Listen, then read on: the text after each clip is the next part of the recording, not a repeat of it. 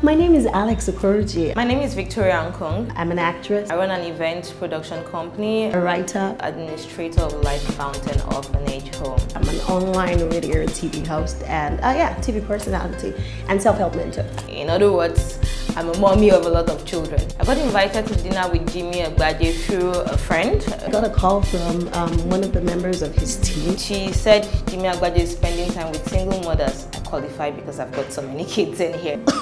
I'm single and I didn't have any event to go to and nothing to do on Valentine's Day. And I was like, yippee, an opportunity to meet him finally. It was my first time up close with Jimi Agbaje. Yes, you're a woman, it helps, but are you sure you're ready to give it what it takes? What can I say about Jimi Agbaje as a person? He's an awesome person. Very earthy, very warm. I think he's an intellectual. Not only is he a visionary, he's passionate about what he does. So you can't take away the fact that he's an intelligent man. While talking to him, you can also see that he's a forward-thinking person. With all of those, he hasn't forgotten his corporate social responsibilities, because I have in the past followed a couple of, even away from Nigeria, followed a couple of things he's done, you know, for society, for the youth, for women, for the elderly, the less privileged. So, I mean, I think he's one of those people you can look up to and say you should form part of your mentors in life.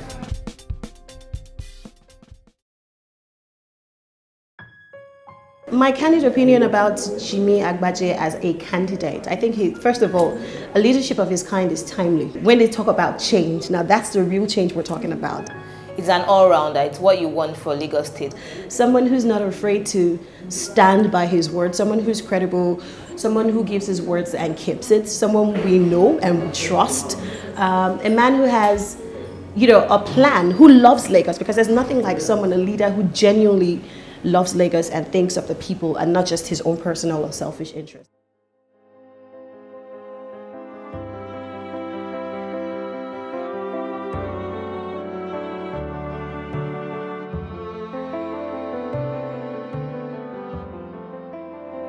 What did I take away from the whole experience at the Valentine's dinner?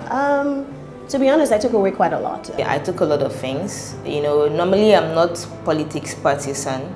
So even when I like him as a person, when I was invited to that dinner, I was just waiting for him to goof, to do the wrong thing so I can class him with the other, excuse my terms, with the other almost sycophants. I was waiting to get there and someone said, this is your envelope, go and vote for Jimi Agbaje. So I was going to take his money, come and feed my children and run a counter campaign against him. But I mean, on the contrary, it was awesome. Here we were discussing real-time issues, society, the role of women in politics, the role of women in the society. And, you know, we discussed ideas on how to develop, you know, how women could impact the community and impact his government, and how we can create policies and create ideas to mentor, you know, the youths and the young at heart. I mean, he could have been doing anything else on Valentine's Day. He could have been frolicking with people in, you know, high-powered people. He could have been meeting with, you know, government officials. He could have just been at home with his wife. It was Valentine's Day, but he decided himself, his wife, and the deputy thought it was important for them to spend time with other people and sort of dig into our minds and find out what exactly, you know, our thoughts and our needs and our desires for a better Lagos.